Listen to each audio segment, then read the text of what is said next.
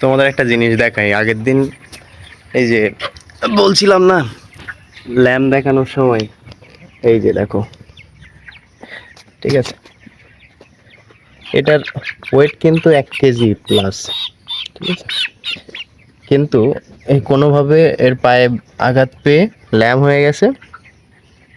তো এই হচ্ছে স্টাইলের।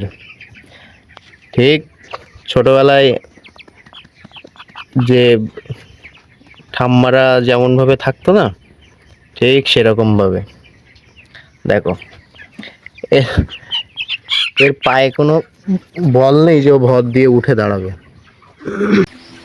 এখন এক একটা পাখির ওজন প্রায় 1 কেজির উপরে, 1 কেজির উপরে পুরো সব।